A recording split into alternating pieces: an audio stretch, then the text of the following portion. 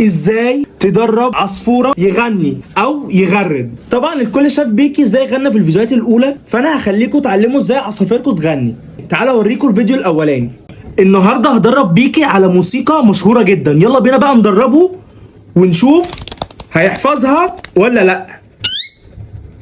هي دي الموسيقى.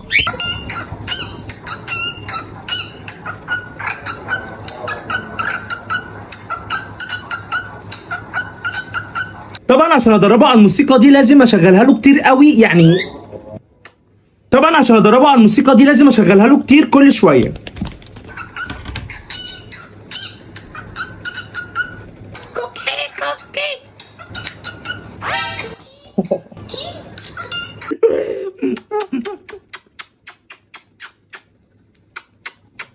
وبحبه على طول بقى بشغلها له في اي حته.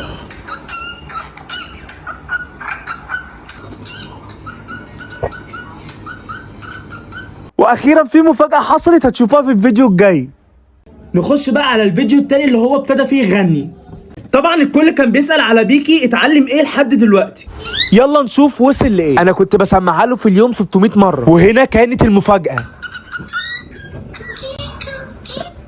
شاطر، كمل طيب. وفضلت اشغلها له وحفظها له لدرجة ان هو كان بيهرب مني، وهنا كانت المفاجأة الأكبر.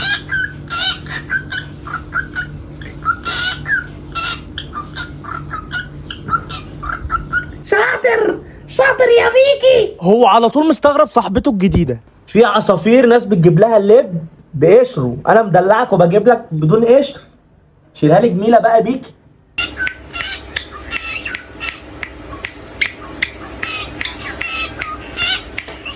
وبيبقى يوم ابيض يوم ما ياكل سوداني ويوسخ الدنيا. بيتي وبراحتي. ماشي يا عم. واوعى تفكروا تقصوا جناح العصفور بالطريقه دي، لان دي غلطه العصفور وقع فيها ومش هتتكرر تاني. وطبعا ما وقفناش لهنا، انا بقى هعلمكم حاجات تانية كتيره. اهم حاجه تصاحب العصفور وتفضل تبادله الحب بتاعك، يعني بحيث ان هو يعرف ان انت بتحبه. اوعى تحسسه انك بتكرهه او بتعنفه. قص الريش ده اوعى توقع العصفور بتاعك في الغلطه دي. احنا ما كناش نعرف هنا في البيت فتقص، عشان كان هيترمي الشباك ولحقناه لاخر لحظه، بس مش انا، اهلي. والصراحه بتبقى حاجه حلوه قوي لما تلاقي حاجه قد الزقله كده بتغني وبتقلد الحاجه اللي انت بتعملها. المره اللي فاتت دربت بيكي القمر على موسيقى وحفظها، يلا بينا بقى ندربه على موسيقى تانية ونشوف يا ترى ايه هي.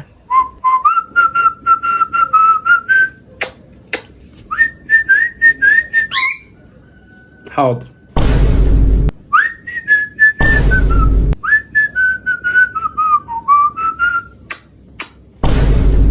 هتحفظها يا بيكي؟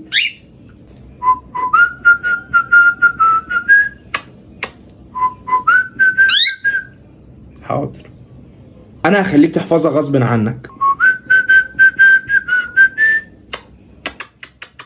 حقك على عيني بيكي يا نور عيني. انا في الرايحه وفي الجايه عمال اصفرها له عشان يحفظها.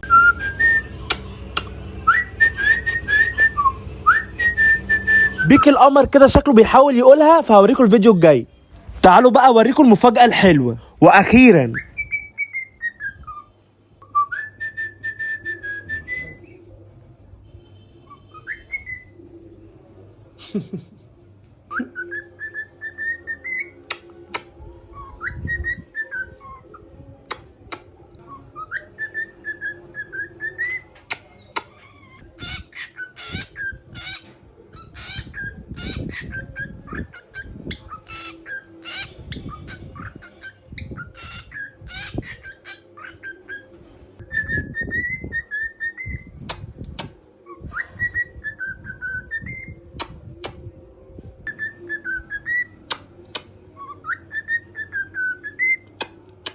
بيكي تحب تقول حاجة لجمهورك؟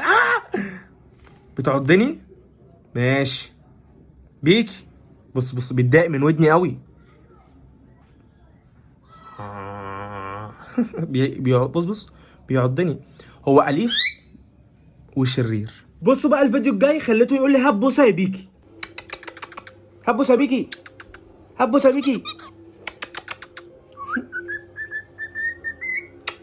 اقول لكم انا جبته ازاي. طبعا ده كان صاحب العصافير وهم صغيرين، وانا حبيت ان انا اخدهم منه. انا كنت مستغرب شكلهم قوي، كان شكلهم غريب وغريب بجد، يعني اللي هو ايه ده ايه ده، سبحان الله بجد. محدش يستغرب ان هو كان معاه اخوه صاحبي كان عايزه عشان يدربه برضه. انا اديت اخوه لصاحبي هديه عشان يدربه زي ما انا هدربه، والحمد لله ان انا اديت اخوه لصاحبي عشان طلع برضه ذكر. يا جماعه كيوت قوي، فانا اخد اني واحد، اخد اللي هناك ده ولا اخد ده؟ بس انا هاخد ده عشان لسه صغير قوي. جرب كل. قلت بقى هاكلهم بالسرنجه. كل طيب جرب. مش عايز؟ طيب انت طيب مش عايز برضو، فانا هحاول اكلهم وارجع لكم. ابتديت بقى ان انا احط له غله مع الاكل بالحقن عادي عشان يدرب نفسه على الاكل، وكان كمان بيتشمس.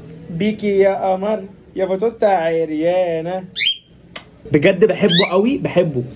انا بحبك، انا بحبك، هو بيحبني موت. وموضوع الاكل ده مهم مهم مهم، وموضوع الاكل ده مهم جدا. لازم تاكلوه كل حاجه، فاكهه، تاكلوه بذور، حاجه اللب اهم حاجه، مش كتير اللب بس اهم حاجه اللب. هبقى اوريكم انا باكله ايه. ودي السيبيا دي لازم ضروري في اكله. ليه كده يا بيكي؟ ليه يا شرير؟ تعالى يا بيكي. اتمنى تكونوا استفدتوا من الفيديو، ما تنسوش بقى تعملوا سبسكرايب.